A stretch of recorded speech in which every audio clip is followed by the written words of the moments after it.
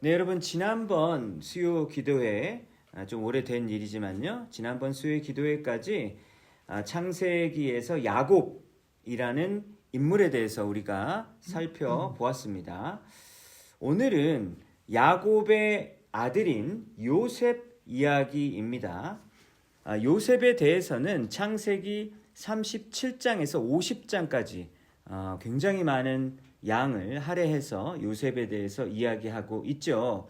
요셉은 아버지 야곱의 사랑을 특별히 더 받은 사람입니다. 왜 그렇죠? 왜 요셉이 아버지 야곱에게 다른 아들보다 더 많은 사랑을 받았습니까? 엄마가 라헬이기 때문이죠. 그래서 몇 주 전에 야곱의 그 복잡한 그 가정사에 대해서 살펴볼 때 이 파워포인트 한 장을 보면 조금 더 쉽게 정리가 되겠습니다.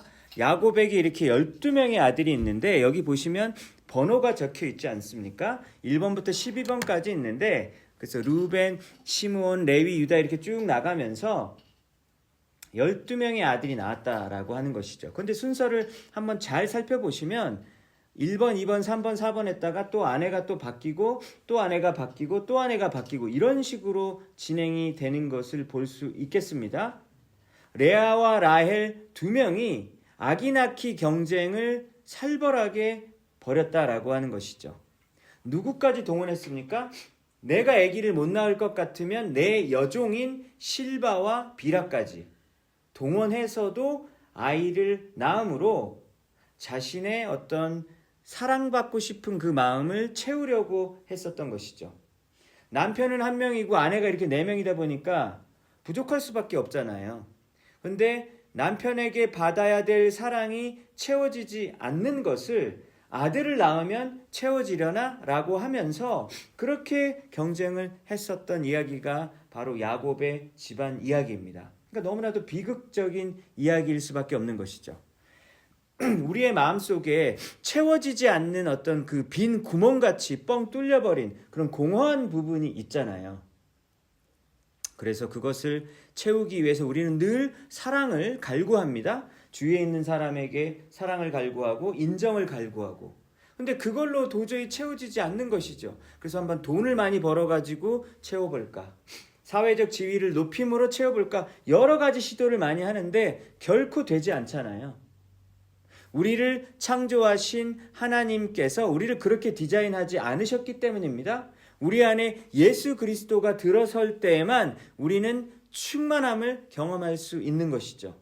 그것이 바로 피조물이 그렇게 지어졌기 때문입니다. 그런데 이 집안에서는 그렇게 하지 않는 거죠. 아들 낳기로 그거를 채우려 했기 때문에 비극이 찾아올 수밖에 없었다. 라고 하는 것을 우리는 보게 됩니다. 근데 라헬 입장에서 보면, 레이첼이죠. 라헬 입장에서 보면 분명히 남편이 자기를 엄청 사랑하는 것 같긴 한데 아들이 안 나오는 거예요. 그러니까 너무 아들 낳지 못한 것 때문에 그 당시 시대적인 문화적인 어떤 그런 압박 때문에 수치심을 겪는데요. 여기 보십시오. 라헬이 첫 번째 아들을 낳은 게 몇 번째 아들이 되는 겁니까? 이 집안에서 11번째 아들이잖아요.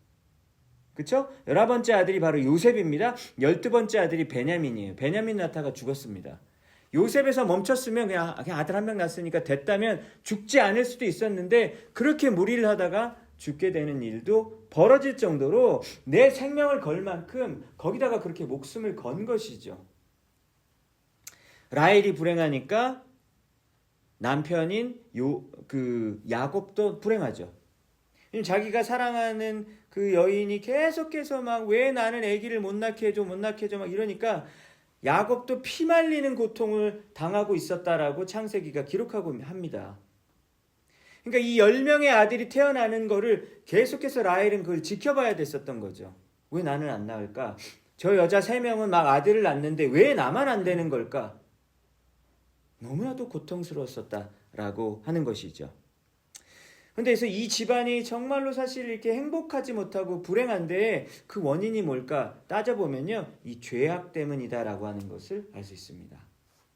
근데 추적해보면은 이 꼭 레아와 라헬만 잘못한 게 아니에요. 그 전에 누가 잘못했습니까? 처음에 첫째 딸 레아를 원래 넣으면 안 되잖아요. 그 야곱의 텐트 안에다가 집어넣으면 안 되거든요. 왜냐면 분명히 야곱은 나는 레이첼과 결혼하고 싶어요 라고 말했는데 외삼촌 라반이 안 돼. 첫째 딸 먼저 결혼시켜야 돼. 그러면서 레아를 텐트 안에다가 몰래 집어넣기 때문에 바로 그 죄악 때문에 그 나머지 모든 이런 불행들이 찾아왔다라는 것을 우리는 보게 되는 겁니다.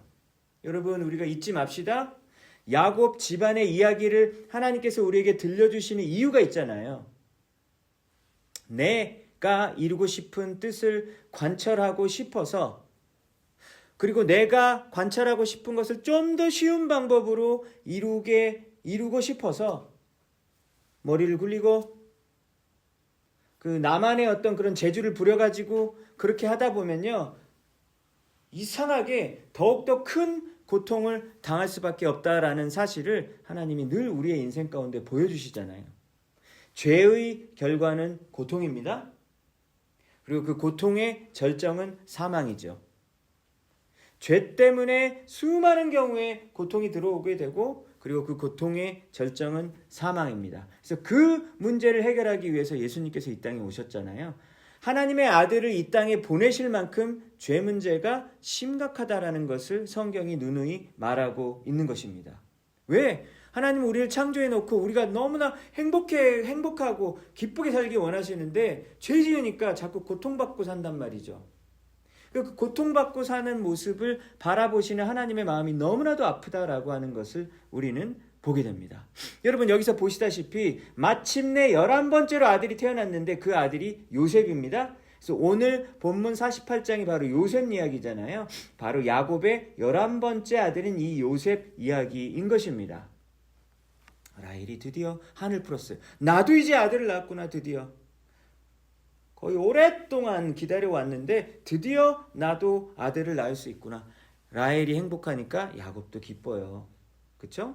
그래서 요셉은 아버지 사랑을 독차지했습니다. 그래서 야곱이 요셉이 얼마나 좋았는지 옷을 따로 입힌 거잖아요. 나머지 아들들과 다르게 색깔이 많이 있는 옷. 그러니까 색깔이 많이 있는 옷을 그 당시에는 좀 구하기가 어려웠었겠죠. 그래서 그 multicolored clothes라고 영어 성경엔 번역합니다. 멀티컬러로 된 옷을 입혔다라고 이야기합니다. 그럼 여러분, 아니 정말로 오랫동안 기다려왔던 아들이잖아요. 라헬을 통해서 낳은 아들을 얼마나 오랫동안 기다려왔어요. 라헬이 아들만 낳으면 이 집안의 고통은 사라질 거라고 했잖아요. 그러면 이제 기쁘게 누리면 되는데 거기서 또 죄를 짓기 시작합니다. 그 죄는 무엇입니까? 야곱이 요셉만 더 편애하는 그런 또 못된 죄를 짓기 때문에 이 정도면 사실 원래 기쁨 누릴 수 있었어요. 충분히 환경적으로 누릴 수 있었거든요. 근데 또 다른 불행이 시작되는 것을 보게 되는 거죠. 야곱이 너무 어리석지 않습니까? 왜냐하면 야곱이 어떤 사람이에요? 아버지에게 사랑을 받지 못한 그 편애의 피해자이잖아요. 자기가 그렇게 당했으면 본인은 하지 말아야죠. 그쵸? 아버지 이삭이 누구만 좋아했죠? 에서만 좋아했잖아요. 형 에서만 좋아하고 나는 왜 안 좋아할까? 왜? 형은 운동신경이 뛰어나고 사냥도 잘하고 맨날 아버지한테 막 고기 갖다 바치고 그래 나는 형처럼 사냥도 못하고 집에서 이렇게 막 요리하고 막 이러니까 나는 이러니까 아버지 사랑 못 받지. 그러면서 너무너무 서운하고 너무나도 억울하고 그리고 분노가 차는 그런 인생을 살았단 말입니다. 그랬다면은 본인은 안 그래야 되잖아요. 나는 저런 아버지가 되지 말아야 되지. 이렇게 했었을 것 같은데 그 진절머리 나는 그 자식 편애를 겪은 그 피해자가 가해자가 되는 모습을 우리는 또 보게 됩니다. 그렇죠? 근데 요셉만 그 야곱만 그런 게 아니라 우리도 그러잖아요. 그렇죠? 아버지 그렇게 부모님한테 그냥 부모님이 하지 이런 저런 부모님이 안 됐으면 좋겠는데 내가 어느덧 좀 비슷한 모습을 보이고 그거보단 좀 덜하니까 좀 괜찮나? 하지만 그런 모습을 여전히 보이고 있는 모습을 우리가 내 자신에서 볼 때 너무나도 마음이 아프죠. 여러분 아까 뭐라 그랬습니까? 죄가 무엇을 이야기합니까? 죄는 고통을 낳고 그리고 그 고통의 절정은 죽음이다. 죄의 싹은 사망이다 라고 말하고 있습니다. 그런데 또 야곱만 죄 짓는 게 아니라 야곱이 편애의 죄를 지었고요. 그런데 이 태어난 아들 요셉이 막 칼라 옷도 입고 막 그러다 보니까 막 교만해졌나 봐요. 막 철없는 행동을 하기 시작합니다. 형들이 잘못한 일들을 지금 형들이 지금 10명 있잖아요. 그 10명의 형들이 잘못한 일을 쪼르륵 아버지에게 가서 어떻게 합니까? 고자질해요. 아버지, 저 형들이 지금 양을 제대로 오늘 안 보더라고요. 막 이렇게 고자질을 합니다. 그러니까 집안 분위기가 어떻게 되겠습니까? 이제 또 그 12명의 자녀들, 그 아들들 사이에서도 또 긴장 관계가 일어나고 그러는 거예요. 레아와 라헬의 긴장 관계가 이제 끝나게 되면 이제 다 될 줄 알았는데 이제는 아들끼리 또 싸우는 일들이 벌어지는 것을 우리는 보게 되는 것이죠. 여러분, 하나님이 야곱 집안에 축복 많이 해줬잖아요. 그쵸? 아니 이렇게 라헬이 아들까지 낳고 나머지 아내들한테도 이렇게 아들을 많이 낳게 돼서 12명의 아들까지 낳게 되었으니까 얼마나 큰 축복을 이 집안에 내려준 것입니까? 그러니까 그렇게 축복을 많이 내려주셨으면 정말 감사하고 찬양하고 예배하고 그렇게 살 것 같은데 또 죄를 짓는 모습을 보잖아요. 그러면 제가 만약에 하나님이면 야 진짜 니네들 좀 정 떨어진다 야. 이랬을 것 같아요. 그죠? 아니 내가 그렇게 좋은 것들을 부어줬는데 또 그러고 있어? 정 떨어져서 그냥 확 가버렸을 것 같아요. 그런데 하나님께서는 이 야곱의 가족들을 위해서 일하시는 것을 멈추지 않잖아요. 그쵸? 하나님께서 요셉에게도 이렇게 은혜를 내려주시는데 어렸을 때 막 꿈을 꾸게 해주십니다. 하나님이 주신 꿈이거든요. 그쵸? 물론 그 당시에는 그 뜻이 뭔지를 몰랐어요. 나중에 보니까 막 온 세계에 막 기근이 들었을 때 살려주는 꿈이었는데 그 뜻의 의미를 알지 못했죠. 막 곡식단들이 요셉에게 절을 하는 꿈, 해와 달과 11개의 별들이 이렇게 요셉에게 절을 하는 꿈을 이렇게 꾼 거예요. 그러니까 딱 보니까 해는 아빠고 달은 엄마고 11명은 그러면 형제들이겠다 이런 생각이 딱 들잖아요. 그럼 그냥 입을 닫고 있으면 되는데 요셉이 어떻게 해요? 형 잠깐 일로 와봐요. 내가 이런 꿈을 꿨는데 그러니까 형들이 더 죽이고 싶죠 이거를. 그럼 내가 너한테 절한다는 얘기야? 그러니까 형들이 얼마나 화가 났겠습니까? 그러니까 결국 형들이 이 요셉에 대한 그 고자질한 것도 화가 나는데 꿈 얘기까지 하니까 이 요셉에 대한 짜증과 분노 때문에 이제 요셉을 죽여야겠다라고 계획을 10명의 형들이 짜게 되었습니다. 근데 다행히 맏형이었던 르우벤, 첫째 아들 르우벤이 야 죽이지는 말자. 죽이지 말고 뭐요? 팔자. 그래가지고 인신매매범에다가 이렇게 이집트 상인들 이렇게 이집트에게 넘길 수 있는 그 미디안 상인들에게 노예로 팔아넘기는 일이 있었습니다. 요셉의 인생이 하루아침에 형들이 자기를 팔아가지고 가족이 나를 팔아가지고 나락으로 떨어지는 일이 벌어지게 되죠. 인생이 아주 험악하게 됐습니다. 여러분 남의 집에 종살이 하면 막 청소도 하고 막 두들겨 맞고 막 그러잖아요. 이집트어를 못 하잖아요. 그럼 말도 못 하니까 막 그런 것 때문에 막 무시당하고 막 그러면서 이제 종살이로 시작을 하는 겁니다. 그렇게 열심히 일해가지고 보디발 집에서 높은 자리까지 올랐잖아요. 그럼 좀 인생이 펴는 줄 알았는데 갑자기 보디발의 아내가 자기를 좋아하는 거예요. 그래서 이 아주머니가 왜 이러나 싶은데 아주머니가 계속 와가지고 막 유혹을 하니까 거절을 했어요. 그러니까 거절을 하니까 이 보디발의 아내가 수치스러워가지고 거짓말로 강간범이라고 이렇게 거짓말을 해가지고 결국은 감옥에까지 갇히게 됩니다. 그러니까 요셉은 그냥 종이 됐다가 이제 죄수가 돼가지고 인생이 그냥 계속해서 나락으로 떨어지게 되는 것이죠.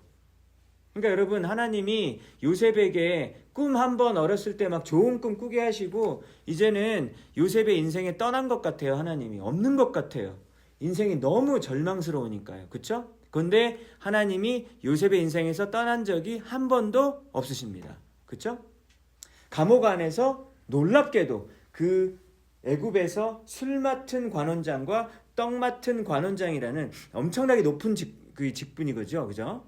왜냐면 황제의 음식을 담당하는 사람이기 때문에 황제의 목숨을 좌지우지할 만큼 신뢰를 하는 인물들이란 말입니다. 근데 그 사람들을 감옥에서 만났고 그들의 꿈을 해석해 줌으로써 장차 애굽의 총리가 되어지는 발판이 감옥에서 이루어지게 되는 것이죠.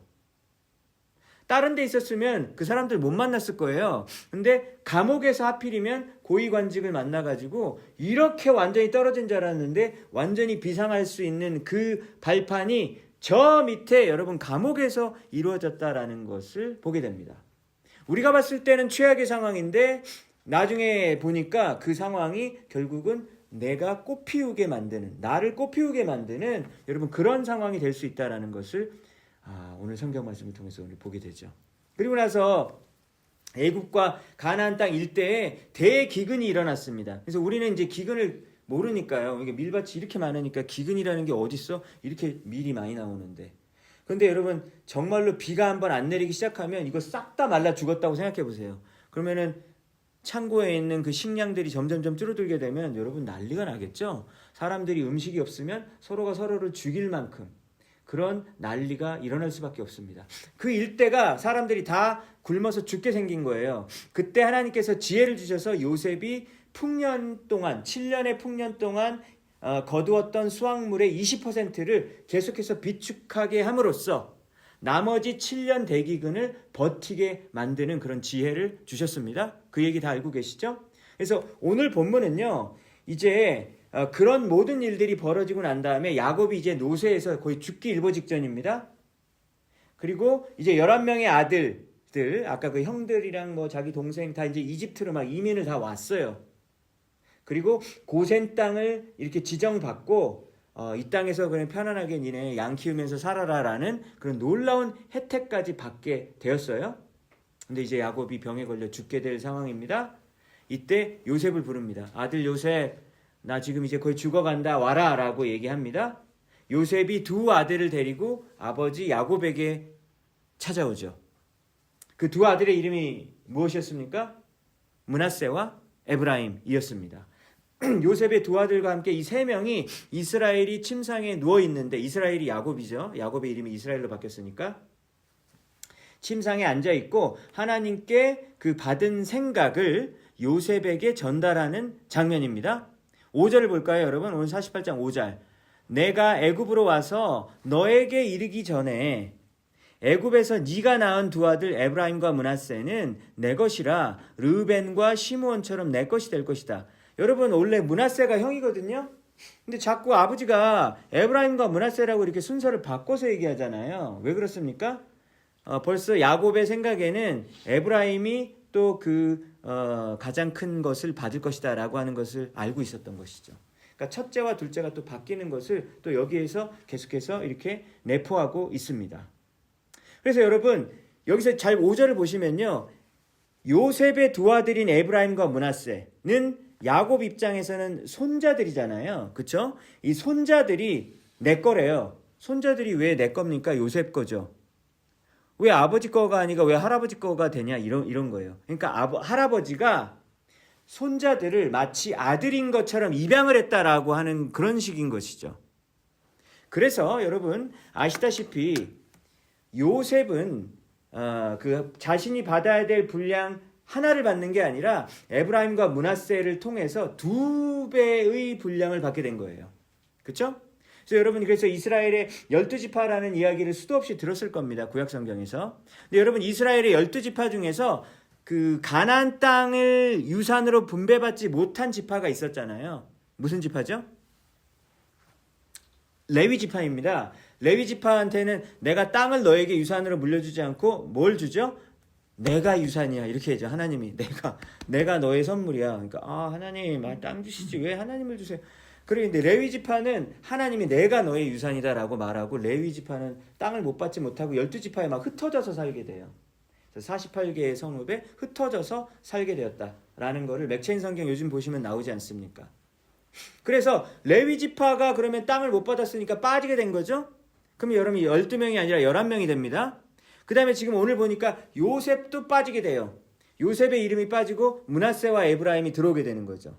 그렇죠? 그럼 여러분 레위와 요셉이 빠지고 요셉 대신에 므낫세와 에브라임이 들어왔으니까 그래서 12지파가 되어지는 겁니다. 그렇다면 여러분 보십시오. 요셉이 두 지파의 분량을 받게 된 것이죠. 그렇죠? 에브라임과 므낫세의 이름으로 2배의 분량을 받았으니 더블 포션이라고 하는 겁니다. 여러분 더블 포션이 뭐죠? 장자죠. 첫째 아들이 받는 거. 왜냐면 에서를 그렇게 야곱이 그렇게 막 노리고 했었던 이유가 뭡니까? 형은 나보다 2배 받잖아. 그게 싫었던 거잖아요. 그런데 이제 여러분 요셉이 그 2배를 받게 되므로 므낫세와 에브라임과 므낫세를 통해서 2배를 받게 되므로 장자권이 실질적으로는 요셉에게 넘어갔다라는 것을 우리는 알 수 있습니다. 근데 이것은 여러분 저의 해석이 아니라 역대상 5장 1절에서 2절을 읽으면 그 답이 나오게 됩니다. 역대상 5장 1절 한번 다 같이 한번 읽어볼까요? 시작.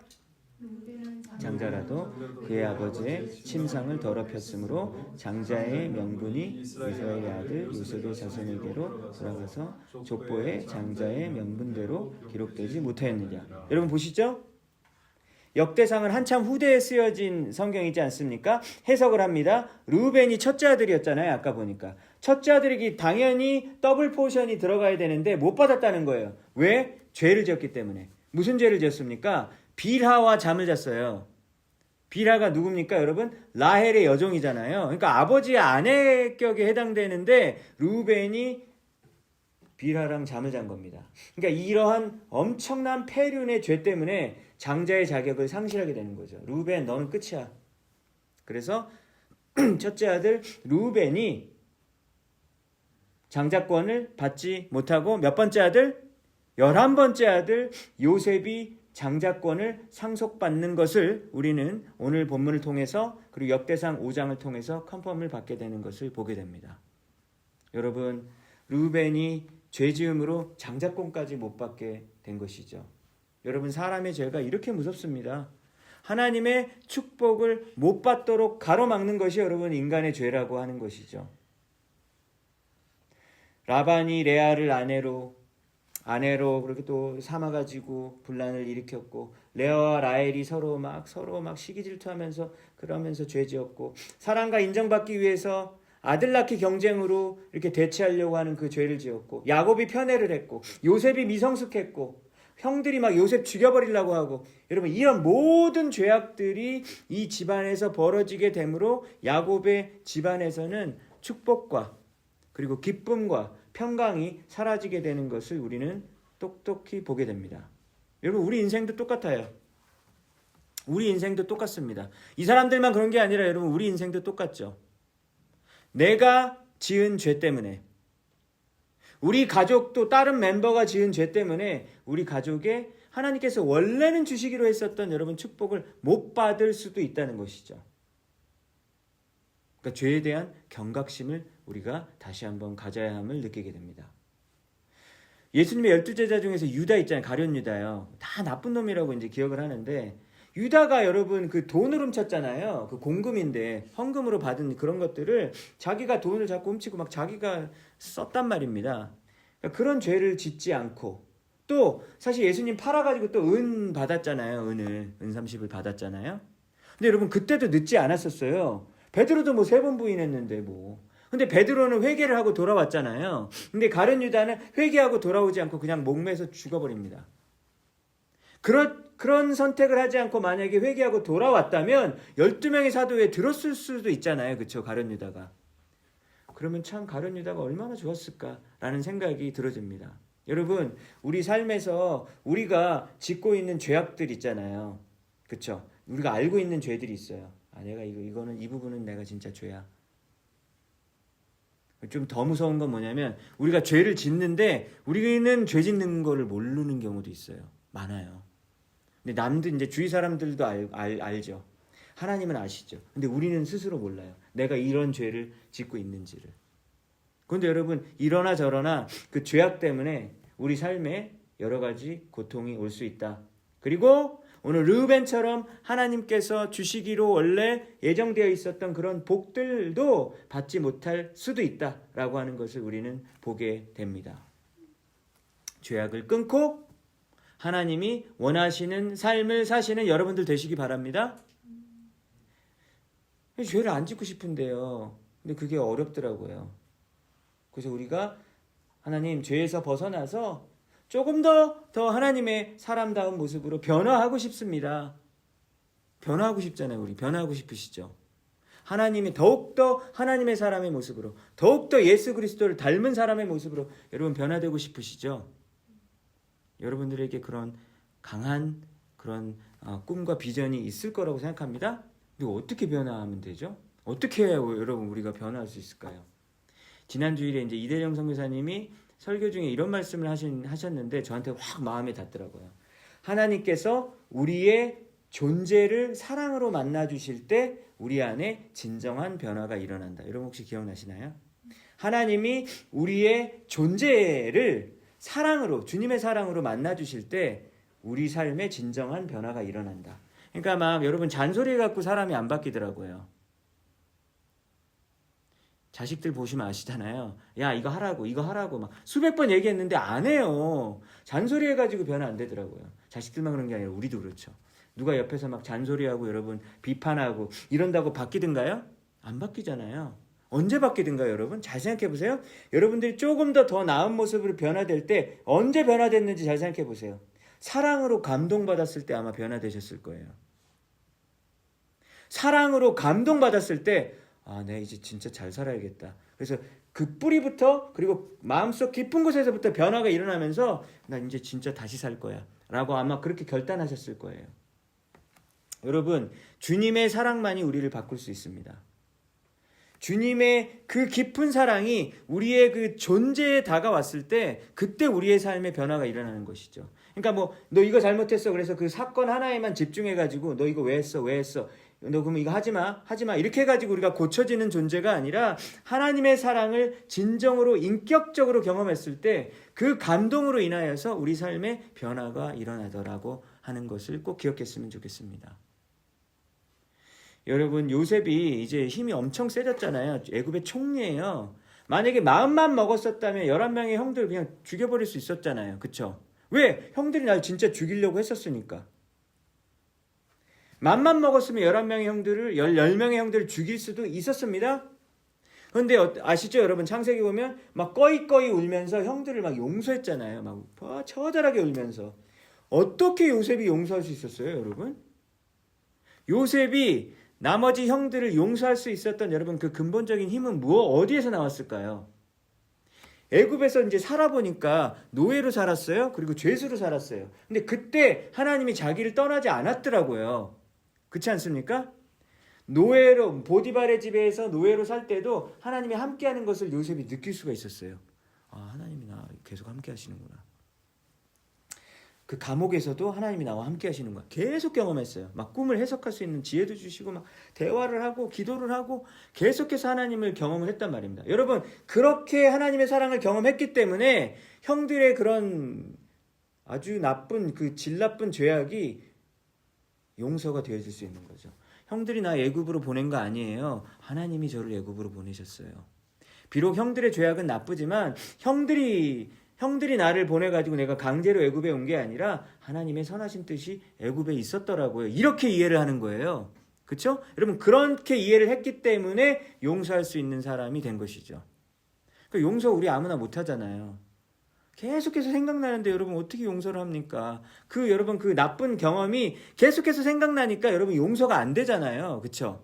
그러니까 함부로 남한테 쉽게 야 그래도 용서해. 예수님이 7번씩 7번씩 용서하라고 했잖아. 여러분 이런 충고나 조언을 함부로 하시면 안 돼요. 그 사람도 지금 미워하고 막 마음이 괴롭거든요. 그거를 프로세스할 시간이 필요하단 말입니다. 하나님의 은혜가 충분히 경험되어졌을 때 여러분 그때에서야 드디어 용서가 가능해지니까요. 여러분 죄악의 무서움 우리가 충분히 알 수 있습니다. 루벤이 뺏긴 걸 보면서 너무 무서워요. 근데 여러분 우리가 공포 가운데 두려움 가운데 살 필요가 없습니다. 왜? 우리의 죄악을 이기는 우리의 죄악보다 더한 하나님의 사랑이 우리와 함께 하시기 때문이죠. 여러분 이것을 꼭 기억하시기 바랍니다. 우리의 죄악이 너무나도 무서운 거지만 우리의 죄악을 덮는 것이 무엇입니까? 바로 하나님의 은혜라는 것. 여러분 그것이 바로 오늘 본문을 통해서 배울 수 있는 첫 번째 교훈입니다. 두 번째 교훈, 마지막 교훈입니다. 오늘 본문에서 48장 9절에 보면요. 야곱이 요셉의 아들들 2명을 축복하잖아요. 그리고 49장에 보면 요셉도 축복합니다. 그리고 47장 오늘 본 장 그 전장 보면요. 47장에 보면 야곱이 애굽의 왕인 바로를 축복하는 모습이 나옵니다. 여러분 좀 이상하지 않아요? 야곱이 뭐라고 축복을 해요? 야곱은 지금 어떤 거죠? 굶어 죽을 상황 가운데 난민으로 지금 이집트에 들어온 사람인 거잖아요. 여러분 난민 비자 받고 들어와 가지고 지금 고센 땅에서 살고 있는 거예요. 그러면은 지금으로 따지면은 이제 외국에서 막 너무나도 막 핍박당하고 그래가지고 이렇게 망명을 오거나 이렇게 난민 상태로 미국 땅에 들어오기도 하잖아요. 그러면 이제 특별 비자 마련해주고 막 영주권 나중에 주고 그래가지고 살아가거든요. 그리고 이곳에서 영어 배우고 그리고 막 식당에서 막 이렇게 막 힘든 일 하고 막 공장이나 막 노동하는 그런 어려운 일들 하면서 그러면서 점점 자리 잡는 거거든요. 그럼 딱 그런 상황이에요, 여러분 야곱이. 그럼 조용히 가만히 있어야죠. 어디 감히. 근데 바로를 만났는데 어떻게 한다고요? 바로를 축복한다고. 일로 와보세요. 제가 축복합니다. 너무 이상하지 않아요? 네가 뭔데 나를 축복해. 내가 너를 축복할 수 있어도 그럴 것 같은데. 그죠? 그래서 여러분 47장, 48장, 49장을 보면요. 야곱이 뭐 바로 축복하고 총리 축복하고 총리 아들이지만 총리잖아요. 그러니까 아버지 이제 나이 드셨는데 뭐 내 덕 보면서 살면서 이렇게 조용히 하세요. 이럴 수 있잖아요. 근데 아니에요. 요셉을 축복하고 요셉의 아들 2명도 축복하는 것을 보게 됩니다. 근데 여러분 성경에서 누가 누구를 축복해 준다라는 말이 어떤 의미일까요? 누가 다른 사람을 축복해 준다라는 말은 어떤 의미냐면 히브리서 7장 7절에 이런 말이 나옵니다. 한번 읽어볼까요? 시작. 의심할 여지 없이 낮은 자가 높은 자에게서 축복을 받느니라. 그러니까 높은 자가 낮은 자를 축복해 준다라고 이야기하고 있어요. 그러니까 히브리서 7장 7절이 어떤 배경이냐면 멜기세덱이라는 그 신비한 인물이 있거든요. 멜기세덱이 누구를 축복합니까? 아브라함을 축복해요. 그리고 아브라함이 11조를 멜기세덱에게 갖다 바칩니다. 그렇죠? 그러니까 멜기세덱이 아브라함을 축복하는 거지 아브라함이 멜기세덱을 축복 못해요. 그렇죠? 그러면서 히브리서 7장 7절에서 낮은 자가 높은 자에게 축복받는 거다라고 이야기를 하고 있어요. 근데 야곱이 바로를 축복한다면 여러분 누가 더 높은 자예요? 야곱이 바로보다 높아요. 영적으로 보면. 기가 막히죠?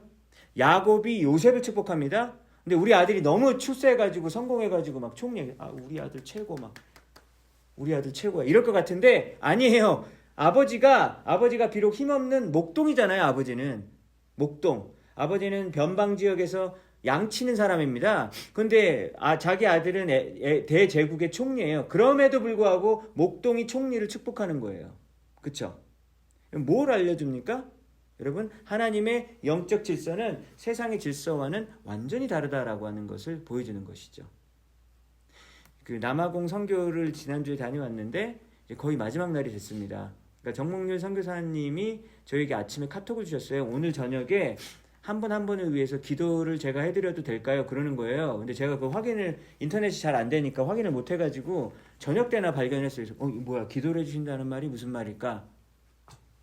생각했는데 우리가 11명이 팀원이었잖아요. 11명의 팀원 한 명 한 명을 위해서 기도해 주신다는 말이더라고요. 근데 그게 이제 즉흥적으로 그 자리에서 기도해 주는 게 아니었어요. 저희 팀이 오기 전부터 저희 팀원들 이름을 달라고 하셨거든요. 그래서 그 한 명 한 명의 이름을 보고 사진을 보면서 계속해서 기도를 하고 계셨던 겁니다. 그리고 그 사람을 위해서 기도하고 메모를 하시는 거예요. 성경 구절도 메모하고 그리고 성령님이 주시는 어떤 그런 메시지가 있으면 그걸 메모를 계속해서 오랫동안 쌓아갖고 오셨더라고요. 그래서 그날 그거를 저녁에 한 명 한 명을 해주시겠다라고 하는 그런 이야기였었던 겁니다. 그래서 이제 사진을 보면 이래요. 이 사진을 여러분들이 보셨나 모르겠는데 이게 이제 영민이잖아요. 이게 근데 이 11명이 앉아있는데 한 명 한 명 이렇게 기도를 해주셨습니다. 근데 저도 이제 옆에 앉아가지고 저도 기도를 받았고 제가 앉아서 딱 이렇게 기도회를 봤어요. 근데 그 기도회가 막 살아있더라고요. 왜냐면 그 기도회 해보시면 아시겠지만 한 5분 지나면 사람들 나가잖아요. 왜? 이제 5분 하니까 기도 다 했으니까 그냥 나가는 분들이 있어요. 그러니까 뭐 기도를 꼭 오래 해야 된다라는 말은 아니지만 그러니까 기도라는 게 쉽지 않는 거 다 알고 계시잖아요. 설교가 30분만 지나면 사람들 눈이 막 이렇게 막 다 잡니다. 근데 여러분 그 자리에서 오늘 이 기도하는데 거의 한 2시간 걸렸거든요. 근데 그 2시간 동안 막 영적 긴장감이 막 있고 막 이곳에 성령님이 계시다 이런 게 그냥 느껴졌었어요. 그래서 이제 한 분이 기도회가 끝나고 나서 이제 기도해 주시는 그런 거를 끝나고 나서 말씀해 주셨어요. 단기 선교 오기 전에 그분이 성경 말씀을 이 구절을 받았다 그래요. 아가서 2장 10절 말씀을 받았다고 말씀을 했는데 이 시간에 이제 이 정몽윤 선교사님이 그분을 위해서 기도를 해주면서 성경 구절을 읽는데 아가서 2장 10절 말씀을 읽어주시는 거예요. 성경이 얼마나 두껍습니까? 그런데 어떻게 두 구절이 겹치는 거예요? 그게 어떤 의미일까요? 그렇다면 아마 하나님이 사람들을 통해서 아가서 2장 10절 말씀을 이분에게 계속해서 주시는 것이다 라고 하는 것을 더블로 컨펌을 해주는 것이겠죠? 그래서 이제 다른 사람에게는 크게 의미가 없을 수 있지만 그분에게는 그 성경 말씀이 굉장히 큰 의미가 되어줄 수 있다는 것이죠. 하나님이 이 말씀 너 붙들고 살아 라고 말씀을 하시는 거죠. 그렇죠? 그러니까 진리의 성경 말씀을 붙들고 살아라. 이 구절을 특별히 이 시간에는 붙들고 살아라 라고 하나님이 말씀해 주시는 겁니다. 그래서 여러분 그렇게 축복 기도를 모든 팀원들이 막 받았어요. 근데 여러분 기도를 우리가 이제 다 받는데 기도를 해주는 분한테 이제 우리가 이제 물어보는 겁니다. 근데 목사님 어디 신학교 나왔어요? 저기 목사 안수 받았어요? 지금 재산이 얼마가 있습니까? 이런 거 물어보나요? 안 물어보나요? 그런 거랑 상관이 없죠. 그분이 재산이 적으면은 돈도 없는 주제에 왜 나한테 축복해 줍니까? 이럽니까? 아니잖아요. 세상에선 그럴 수 있죠. 돈도 없는데 왜 나한테 뭘 해준다 그래? 그럴 수 있죠. 그런데 하나님의 나라에서는 그렇지 않다라고 하는 것입니다. 세속적인 스펙 그리고 그 당시 사회의 문화적인 관습과 풍습과 사람들의 상식을 뛰어넘고 하는 여러분 그런 질서가 하나님의 나라의 영적 질서다라고 하는 것입니다. 그렇기 때문에 야곱이 바로 황제를 여러분 축복할 수 있는 것이죠. 감히. 근데 감히가 아닌 것이죠. 하나님의 권위는 교회 안에서만 발휘되는 것이 아닙니다. 하나님의 능력은 신자들에게만 발휘되고 불신자들에게는 무능한 것이 아니기 때문이죠. 여러분들이 하나님의 신자로서 믿는 바가 기독교라는 한 가지 종교의 교리일 뿐입니까? 아니면 우주적인 진리입니까? 모든 사람들에게 적용되어지는 통용되어지는 진리 아닙니까? 그렇죠? 여러분 그래서 마태복음 5장에 보면 예수님께서 그리스도인들을 보고 세상의 빛과 소금으로 너희는 빛과 소금이야 라고 말했습니다. 교회 안의 빛과 소금이 아니라 어디라고요? 세상의 빛과 소금이다라고 말씀하셨던 것이죠. 야곱이 세상에 살고 있는 바로 왕을 축복했듯이 여러분들도 세상을 축복할 수 있는 그런 아주 위대한 특권을 받은 자들임을 기억하십시오. 그래서 여러분들이 세상 속에서 빛입니다. 어둠 속에서 빛을 발하는 존재인 것이죠. 여러분들이 세상 속에 들어가서 죄로 썩고 부패한 여러분 그 자리에 소금과 같이 그 부패를 방지하는 썩어서 냄새나는 것을 방지하는 소금과 같은 역할을 하는 그러한 자로 부르심을 받았다라는 사실을 기억하시기 바랍니다. 여러분들의 스펙 때문에 우쭐해지시는 분도 있으실 거예요. 근데 여러분들이 어떤 그런 이루어 놓은 것 때문에 오히려 반대로 열등감을 느끼는 분도 있을 겁니다. 여러분 그런 것에 갇히면 안 되는 것이죠.